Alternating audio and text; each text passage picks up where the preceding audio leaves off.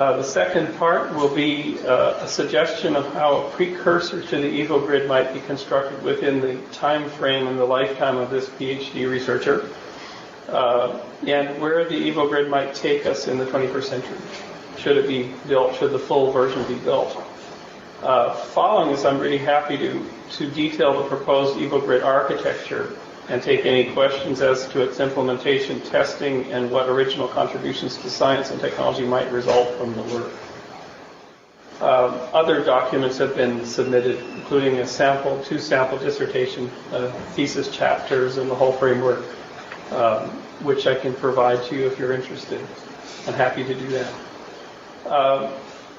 In the cold spring of 1951, deep within a nondescript building on the grounds of the Institute for Advanced Study in Princeton, where actually I'm a visitor, in New Jersey, it was very warm. The glow of 2,600 vacuum tubes lighting up 40 Williams tubes, and these are like television monitors. You can try to picture this, across whose surfaces flickered 32 by 32-bit patterns. This system provided an excellent heat source for the building, but it was also something very new and profound.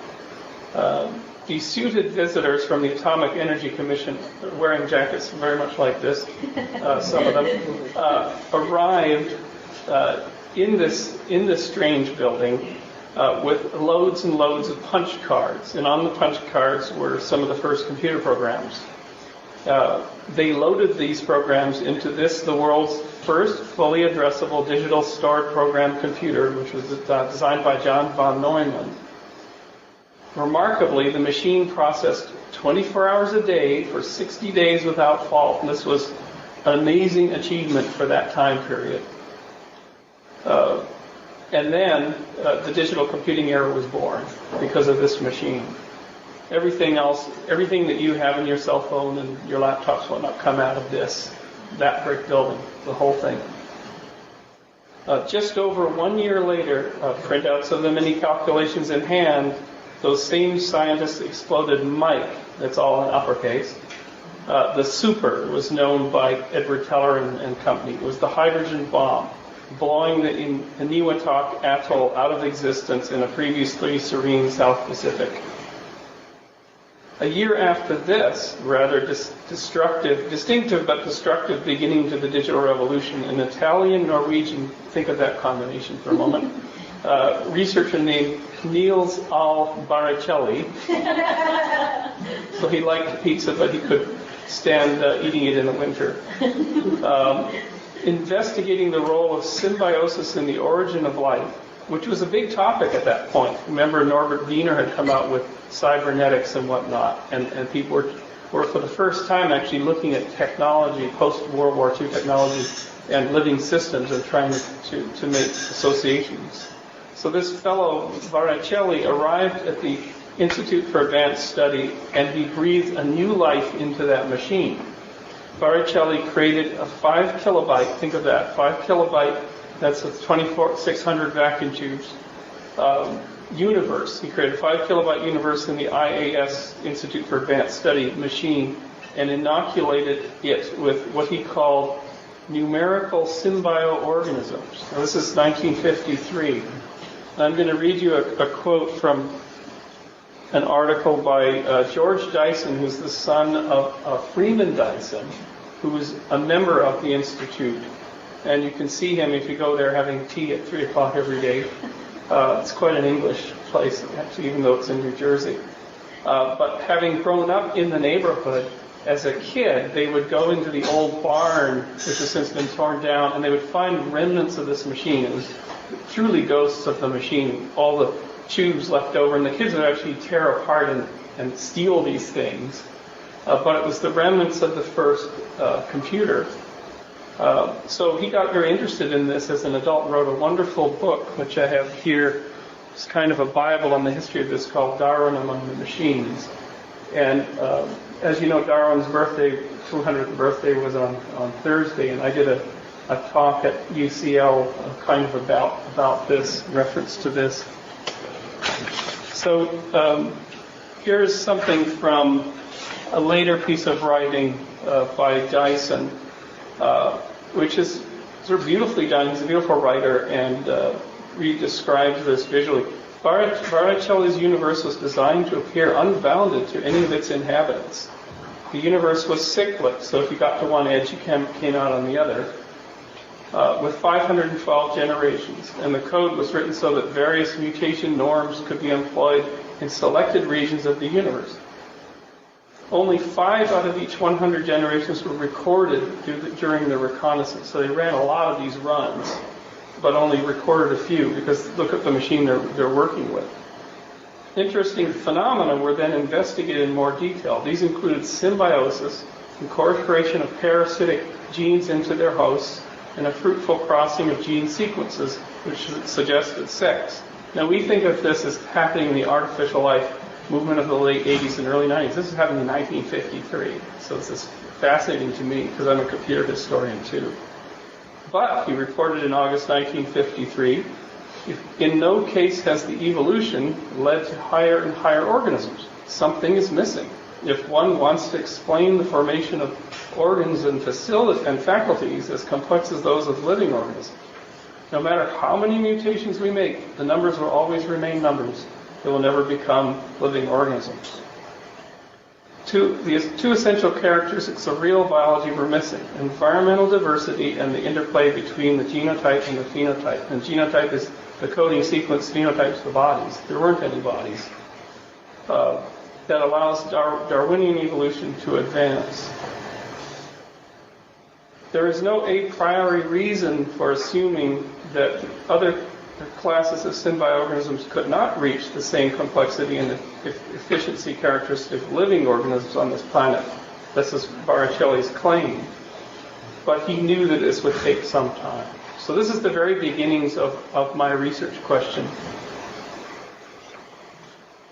Botticelli's work preceded, as we pointed out before, the formal foundation of a field called artificial life by a full 34 years. And he died in 1993, just as modern practitioners like Chris Langton and Tom Ray were revivifying his symbioorganisms without knowing that it had been done before, which is fascinating. This often happens. Surprisingly, these practitioners also found that their simulations generated a limited set of interesting self-organized phenomena and then could be pushed no further. It's almost as if there's an invisible wall was encountered. This is a glass wall. As one can see through it, you can say to yourself, we know how living systems work, even simple ones, but our digital organisms can never get there. But we can see where they could go. We could dream it up, but we can't get there.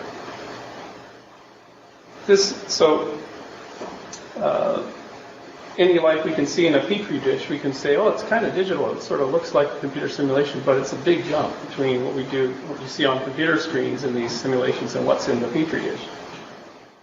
A decade ago, at our groundbreaking conference, which Sarah Diamond made happen in Banff, the groundbreaking conference at the Burgess Shale in Canada, Tom Ray shared with me wistfully that his Tierra symbioorganisms needed to take the next step into multicellularity or express any kind of body plan from their simple form of gene strings. But who was going to work on it and what would be the next step? He seemed to sort of have run to the end of the tape. I believe that this glass wall is, in the words of UCLA graduate student Brian Allen, a complexity plateau. And as we journey into the 21st century, I believe we have the opportunity to break through that plateau. In 2007, Professor Richard Gordon, who you've heard me talk about before, he's actually my lead outside advisor, invited me to contribute to a volume of essays considering science, faith, and evolution. I created an essay titled The God Detector, which postulated that the simple act of copying underlay the whole structure of biology, technology, and culture. Got to make copies of things. That's the primary driver of all three of those things. And that if one was to find evidence for God meddling in the machinery of the living universe, it would be sufficient to watch copying really closely. In that same volume, which I hold right here, which I'm going to hold up, it had its London debut on Thursday at the Bartlett School. Here it is. very heavy to carry back on your luggage. Professor Gordon relates a challenge arising from physicist Fred Hoyle in 1984. I'm just going to read a bit of this to you. So this is what Fred Hoyle said in 1984. In a popular lecture, I once unflatteringly described the thinking of these scientists as junkyard mentality. He's talking about origin of life scientists. Since this reference became widely and not quite accurately quoted, I will repeat it here. A junkyard contains all the bits and pieces of Boeing 747, dismembered and in disarray. A whirlwind happens to blow through the yard. What is the chance of it? After its passage, a fully assembled 747 will be found standing there, so small as to be negligible, even if a tornado were to blow through enough junkyards to fill the whole universe.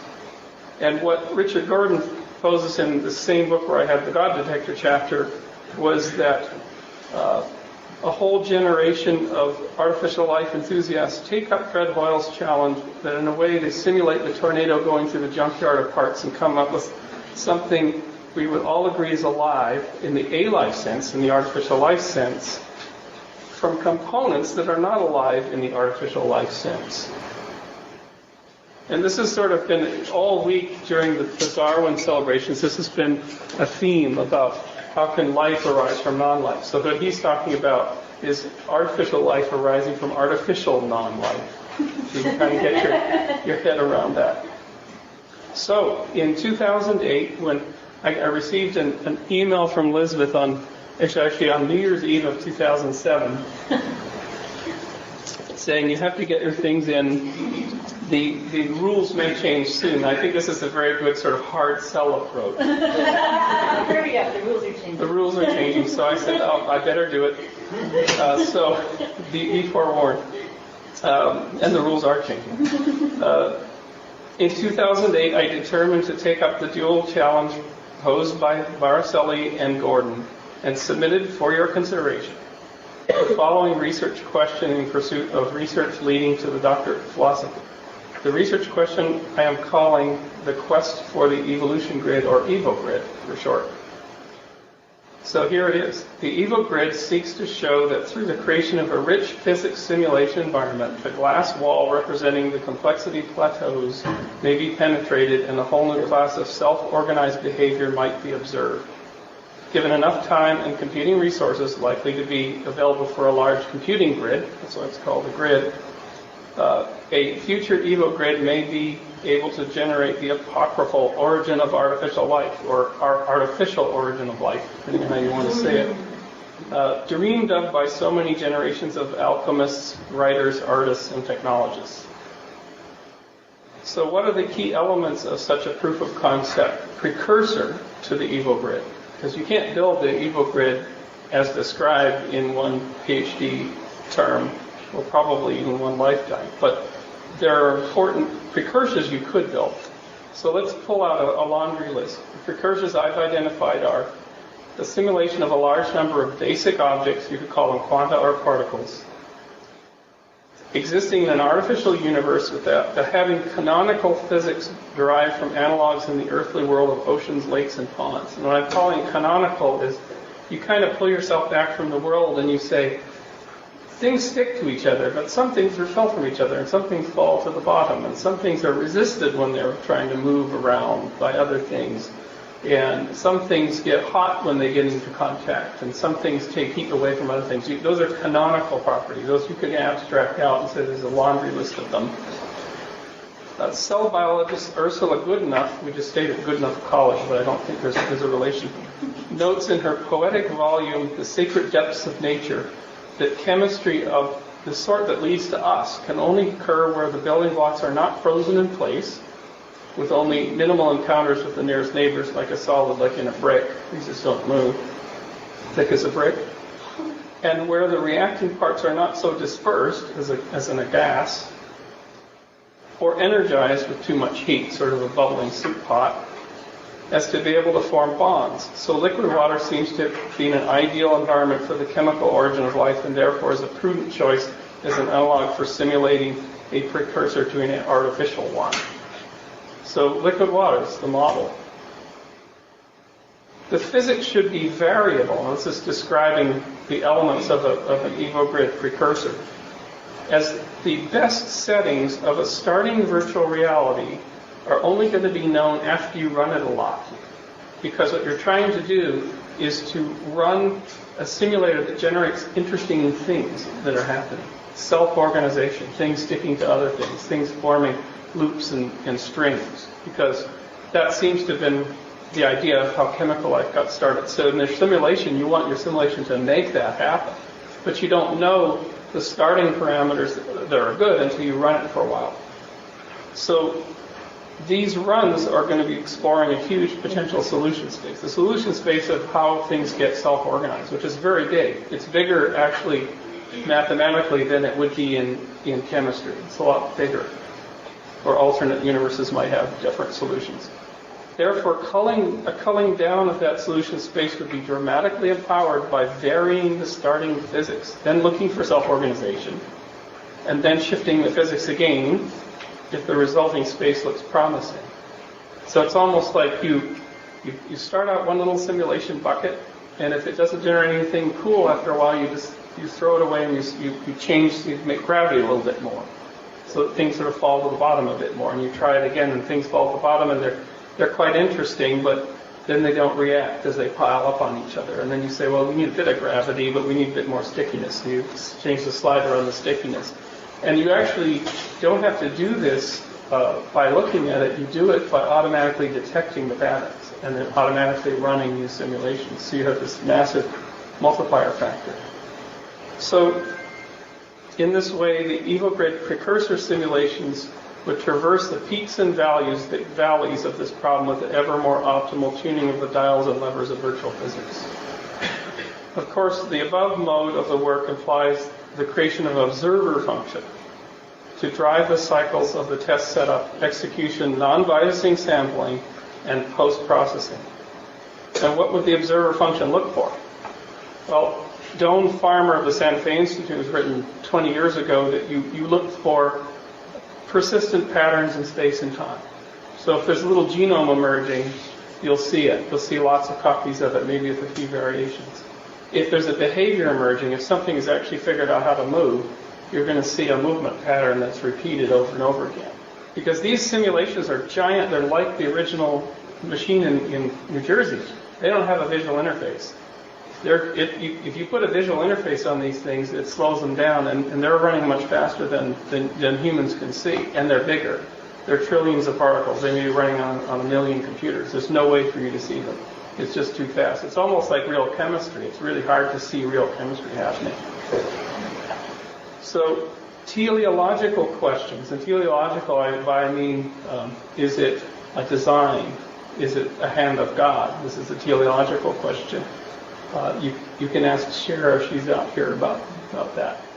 Teleological questions will arise because we could say to ourselves, through our coding and our observations, are we being intelligent designers in here, or artificial gods, or of this potential proto-life, even though we keep our hands out of it directly? So you're running the simulation, and you're not going in there saying, I'm going to build something and see if it has some behaviors. You're just sort of starting with parameters and say, run. Now, is that enough of a separation that you're not influencing? You're not a designer. You're not being an artificial designer. An implementation of the EvoGrid has gone through my mind, generations of my own design and thought, including neural nets and the hot field model, which I wrote in the 1980s, store and forward finite state machines, which I wrote in the 90s, and recently Haslacher and Fredkin's gas lab automata, which are like fantastic grids from the 2000s. But each of these designs, they show promise, but in thought experiments and in actual runs of software, they prove not to be rich enough to generate the physics for an EvoGrid. And they're also some of them are too computing intensive. Because the real goal is to get performance. So, of course, you want to get there within a researcher's lifetime kind of thing, even with modest goals. The original Bar-Shelley universe of whole numbers returns as a simple yet compelling alternative. This is from the 1953 design. Each particle in the EvoGrid could be represented as a 32 by 32 set of 16-bit or 32-bit integers, representing a cornucopia of internal states and physics property settings. The EvoGrid universe could be a series of slabs of numbers across which these particle arrays would slip and slide and transpose their own state, and by simple masking, the state of the underlying world. I believe this architecture is not only eminently computable, scalable, and observable, but also possesses the characteristic richness of physics and easy dynamic parameter variability demanded by the size of the search bit. So that's a whole lot of... That is in one sentence why I think this architecture will work.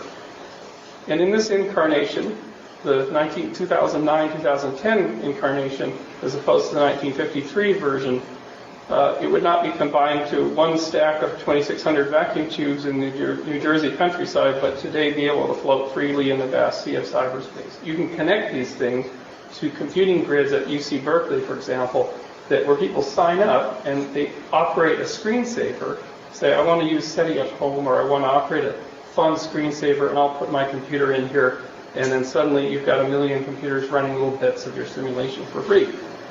So it's a huge amount of computing. And a friend of mine runs that network, which is handy.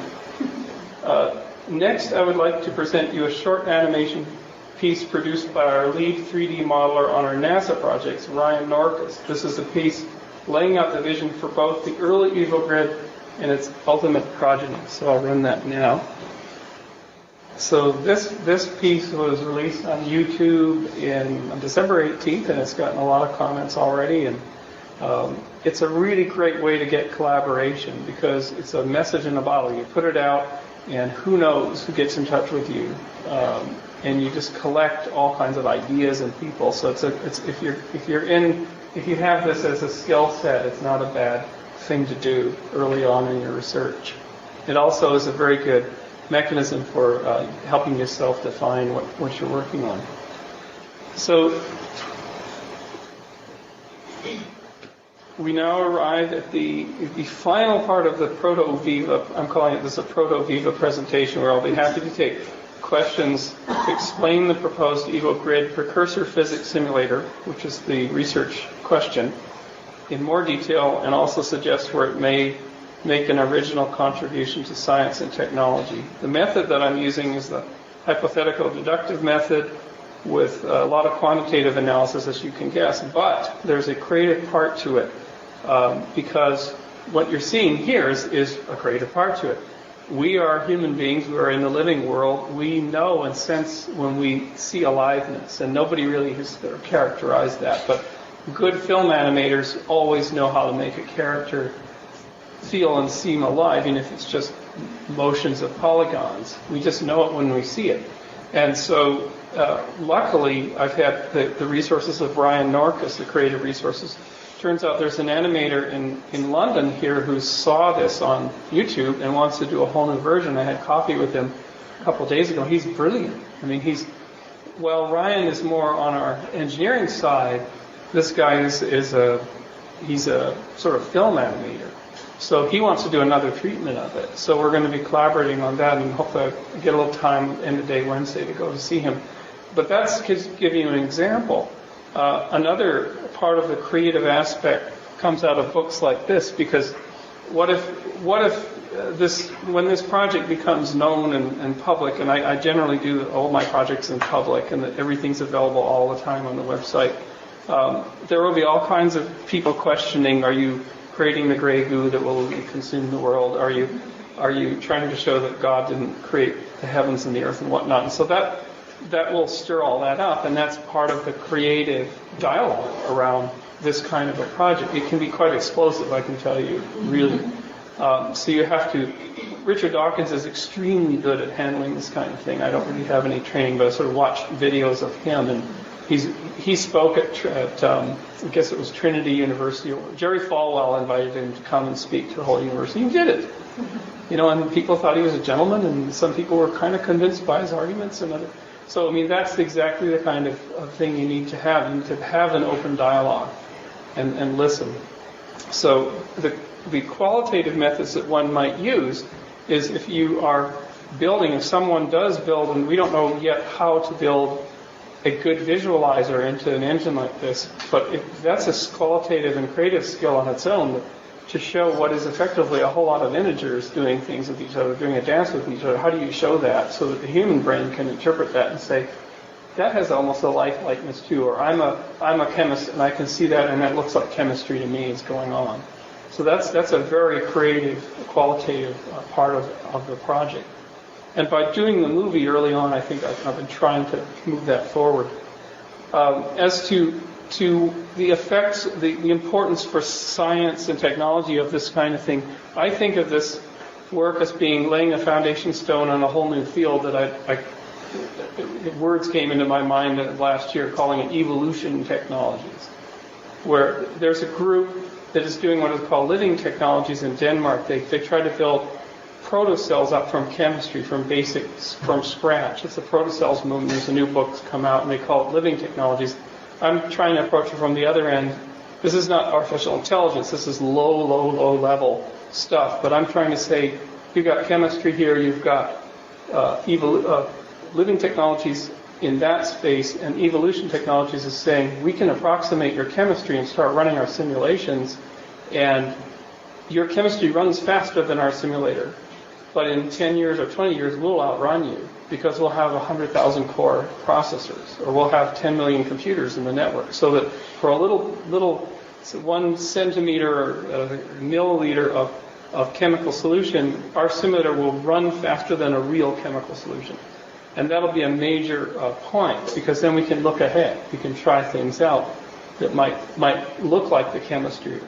When you can do a full EvoGrid in 20, 30, 40 years, with a billion or a trillion microprocessors driving it, you can simulate an entire cell down to every element of the cell. So you could build a model of a cell and totally simulate it.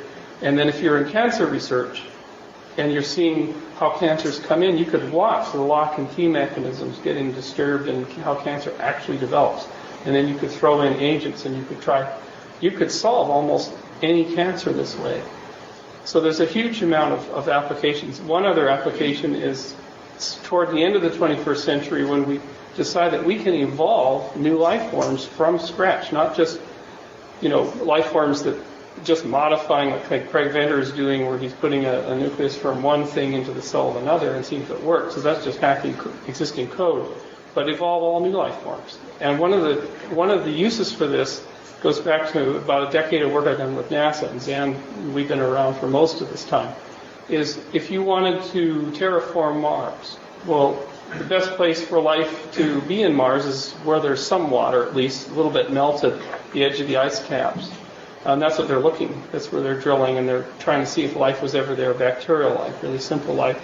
But what you could do is flip the question on its head and say, let's model the ice cap of Mars in simulation and see if any Terran biology could ever live there.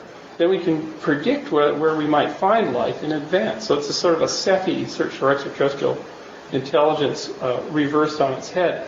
But then again, you might say, well, we've determined that no Earth bacteria could ever live in this environment, but we found a class of virtual bacteria that could. And we're going to make them, and we're going to put them there, and we're going to see if we can start changing the gas content of the Martian atmosphere over time, because life is the only mechanism powerful enough to make a place habitable for us. So that's a very far future vision, but I think if you find any ETs out there and go to their home planet, they're probably using the power of evolution all the time to do stuff. To solve hard problems and generate new life forms. And they live as symbioorganisms in their domain with life forms that they have evolved out of the understanding of how they came to be. This is a very, very common theme in science fiction. But for most science fiction, it's like, this will happen one day, but nobody can give you a roadmap how to get there. And what I'm hoping to do is lay the foundations on here's how you get there. And it's lots and lots of cheap computing power, but done artfully well with a ratcheting mechanism where you solve problems faster and faster through the feedback of finding better solutions, so that the human doesn't have to sit there and say, sounds good, let's run it again, like Baricelli had to do. So the thing gets scary after a while. As the processor getting hot, the thing is finding better and better self-organizing systems. And to sort of finish this up, this is kind of a bizarre exercise, because what it also tells you is what universes are particularly good at generating life. If life wasn't created by a creator, in which case you would say to our creator, why did you only generate just so little life, and make eyes where the nerves go crossover, all this wacky design. But there's actually probably life is very rare in the universe. So you might actually, through this kind of simulation, come with a continuum and say, we're right here, and our universe should generate this amount of life. But if you roll the physics a little bit over here, you'd find an alternate universe that's just really full of life, and then roll it down here, and you'd find a universe impossible for life to ever exist. And it'd be an interesting understanding of that. That's sort of a big picture understanding that might emerge long after I'm gone of this kind of evolution technology. So with that, and I think I might be at 30 minutes, I'm not sure, but are there any questions? Bobby? You talked about the liquid water being an ideal substrate to start off the evolution ecosystem. Have you looked at what about the past decade of research on arcane thermocoils on using hot extreme microbes that appear to be partly most deeply rooted in the Earth? Yeah, in fact, there's now a theory that life came from the black smoke. It's still liquid water, but the beauty of it is pressure. It's under a lot of pressure, so things don't tend to get balled off. And the lipid bilayers around cells are really rocking in hot water. It's amazing. They don't break up. And in fact, one of the ideas was that you had the real chemical origins of life, and this is a shifting thing, but they start out as soap bubbles, or oil bubbles, forming in the water. And at the same time, there was RNA. Basically, think of them as bicycle tire repair kits. Right? They're good at kind of fixing holes in bilipid layers. And one day, a bilipid vacuole or vesicle formed around, just like I show in the movie, formed around this bicycle repair kit, which allowed the soap bubble to last a little longer. And that was the key. Now, of course, the problem is then eventually it does break up. And when it breaks up, it might be growing, actually continuously growing. It breaks up and only one bit has got the repair kit in it and the other bit just pops. So you don't have much continuity there. But around these black smokers, around the hot water, the bilipid layer becomes a little looser and lots of stuff pours in. And they've shown this in the lab. And the lots of stuff that's pouring in is going to the bicycle repair kit and it's saying, oh, bloody hell, there's so much stuff around me, I got to use it up. So it starts to bind it up. And then eventually it makes itself so long that it has two of them. And then as the thing is growing, now there's two of them, and now there's two repair kits in the two things, and you have the very beginnings. So that all goes back to these hot. There's a fantastic YouTube video about this that actually was the first time I really understood it, which I'll send to you. Two questions, and then hopefully we can get to both, but maybe not. It's okay. First, I got stuck on this idea by alternate universe, do you mean alternate dimension? And I'll throw out the other question as well. And that is, Stephen Jay Gould talks about punctuated equilibrium, and it was the first thing I ever read that convinced me that maybe there isn't any other people or creatures out there in the universe. So, what do you say to that? Well, what was the first one again? Does universe equal dimension? Because are there other universes or alternate dimensions? No one knows. It's sort of a fanciful theory that there's a multiple universe, that there are we're a budding off of the cell division of universes. But is that like alternate dimensions? It could be thought of that, although the dimension would have all the full physics. And so it's like the Star Trek where Kirk goes to the evil Star Trek universe. But the Stephen Jay Gould one's interesting because I went to see Stephen Jay Gould before we did our conference in Banff. And he said, I went up to the Burgess Shale in 1985. I loved it. I'd love to come back, but I collapsed when I was there. My knees gave out, and I had to be airlifted out because I had cancer. His cancer was constantly fighting this Hodgkin's lymphoma, or he had a lymphoma sometime. And he wished us well, and I sort of got his blessing for the event. And then we were standing up at the Burgess Shale, breaking open material with permission, because we had the paleontological crew there. The summer camp was there, and Des Collins, who was running the dig there for the last 20 years, said, I don't know about punctuated equilibrium. If you look in here, right behind you, this city block long shell deposit at 8,500 feet. It's a dramatic place. These creatures had precursors way back, even 100 or 200 million years earlier. The genetic record shows that the genes were diverging. And you find little trace fossils, little swimming patterns fossils that suggest that they had an ancestor way before. So even Gould's idea that the Burgess shell represented this huge explosion was already being questioned in 97 by a lot of people saying, it's not really shown. It looks like it because we've only found one deposit. It's crammed with things, and we don't find anything earlier, but that's an accident of geology rather than how it happened. So, Zan? Well, obviously this is fascinating. It would seem to me that you might want to even back up and precede the thesis by saying why you've chosen to do the approach of the physics sliders in these in other words, that's huge in itself as enough for a thesis. But there's so much debate about how the origin of life actually occurred that if you start out saying, well, I'm not on the origin of life, you will have all sorts of people saying it, right? And I think a couple of people whose work might really interest you, but it would be a different approach to model it. It would be biophysicist Manfred Eigen and the idea of the hypercycle. He won a Nobel Prize in chemistry, actually, working with chemistry and Schuster. And so that is the whole idea of bootstrapping and collaborative systems that bootstrap themselves up. And the second one, which is also a bootstrapping idea, is Stuart Kaufman, Parker Ford, for his work on random linear networks. That would be a different approach to the slider approach. And so it would seem like a front end would be to say, well, I've chosen the slider approach for this instance reasons, which are, you can justify, but it's not the only way we know it.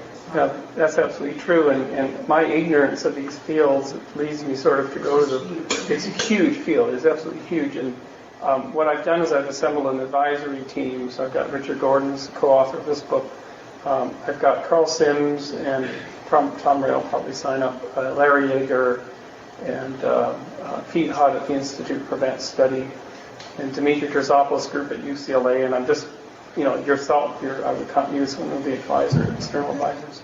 But I'm getting together a very large group that will hopefully whittle it down. I'm definitely taking a certain approach, which is proto, like before showing any kind of self-organizing phenomena, irrespective of model and letting it emerge on its own from basic particles. So I'm kind of getting off scot-free in a way. I'm not taking a position in that I'm trying to let the phenomena emerge. I actually disagree with that because you are taking a particle approach as opposed to a collaborative approach. Okay. Focus more on the collaboration particles and how. But the particles may start collaborating. That's the But thing. you're defining the particles first as opposed to defining the collaboration first and letting that You have to. evolve the particles. Yeah, I don't see how you can start collaboration. I mean, the particles, if you're talking about the origins of life, the origins got to start from something that wasn't collaborating. No, I'm really the opposite of that, actually. I don't see how that's supported by any kind of data, though. You're just positing the collaboration as a primary data. I don't see how That's the one. So we come back to this today. We just figured the first presentation. Questions for Bruce? Healing curve. I think you answered it in your last statement, but how do you plan to survive the multiple domains that you inhabit? Me physically?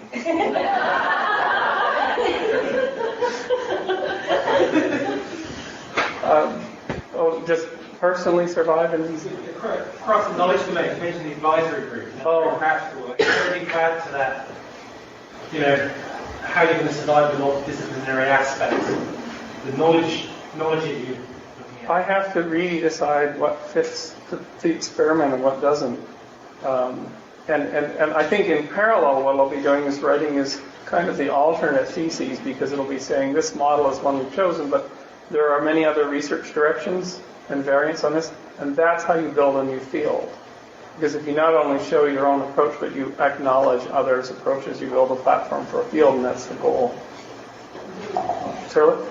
Yeah, I mean, from my viewpoint, it was, a great system that allows different country mapping to the current site. That's a critical piece right there. So the question is, I guess, is that going to be, say, have an open API, or are they going for different people to plug in different kinds of effects on that system? Yeah, that's algorithms to run that system. that's a key. That's an absolute key to this. And so the entire thing is going to be an open source, and have the simulator itself is going to be really simple. I mean, think of, if you remember your array algebra from school, you multiply rows and columns together, right? And that's what Varichelli was doing in 1953. That's really it. I mean, and it's going to be, every cell is addressable. So if a creature is made up of 32 by 32 by thing, some of the cells are, say, what state I'm in. Other cells say, I'm sticky, and I'm sticky by this much. Or other ones might say, get away from me, I'm a repeller. And anyone could plug into that cell and decide how to compute that value. So for instance, Turlo's f-reps could be, functional representations could be actually plugged in not only to compute the values and the relationships, to show the 3D geometry, because that's what the system does, but to operate 3D printing, to actually print a view of what is in there, which is getting to this vision. Even though we're printing with sort of, they're not living things, it's printing a static, it's printing a sculpture. But perhaps in 3 or 4 years when we're all done, if we've been able to work together, His Lordship will come to the lab and will say, look, Your Lordship, just push the button. So he pushes the button and stuff is happening and all kinds of particles are going on the screen and a cute thing emerges and says, would you like a copy for the manor table? Senator, please push that button. And so he pushes that button and out it comes out of Turles' engine and you send him away happily with this thing that he can then talk about at dinner for years to come. So that would be a funny way of showing this entire vision. Wet daylight. You can map it both ways, really. You can map it from the standpoint of a bunch of very independent cells communicating, or you can also map it from sort of a more collaborative algorithm, like in the case of F-rep is function-based. So we have a series of functions applied in space and we'll see what we have. So and by building I think that first thing if building a truly open system, anyone can experiment. That would be. I think we need to do a time check now, because this first needs a private meeting with the community review, so we're going to go in 1 minute. Is there one last question for Bruce? Just a quick question. Are there any controls that we're putting on this? Because you're talking about tapping into a large grid system, and you're expecting everybody to deposit or some of their cycles. Are you concerned about any kind of people introducing some sort of anomaly into the system, or are you encouraging people to? That's a very good question. And there would be there's two answers. One is the EvoGrid Origins version would be you can't get in and muck around with it. It's running on automatic. It's very much like SETI at home and whatnot. All run through the Berkeley BOINC network, it's called. There might be another version, and people at various science museums have talked to me about this, where it's the intelligent designer play your own God version, where you can go in and you can try to make things occur. And what's interesting is there'll be a huge understanding of how difficult it is from these quanta to actually make something that's organized, especially since everything's wiggling and moving around. It's not nanotechnology. This is the world of biochemistry. So people could download a kit and experiment for hours, and people like me would spend half their lives on this and try to get something to happen. Now, of course, what was interesting is if someone actually generated something phenomenally complex that could reproduce itself and whatever, and look, Richard Dawkins came in and said, I'm declaring this to be worthy of study or something. That would be a huge question for humanity. It's not going to come out of Spore and other games, because they're not designed to do this. And frankly, artificial life simulators are boring. They're not very gameable. That's what Will Wright says. So there could be the two versions in parallel. And then you would say, well, the EvoGrid that ran another 10 years, it generated something that this kid generated through his brain. And he jumped. He did intelligent design. He did technogenesis. He did intelligenesis. But the thing generated a similar thing anyway. So, this is a huge question, right? So I'm hoping this will emerge to be one of sort of the questions of the 21st century, like the Human Genome Project was for the last century. This could be one of those big, what do they call them, the grand ideas.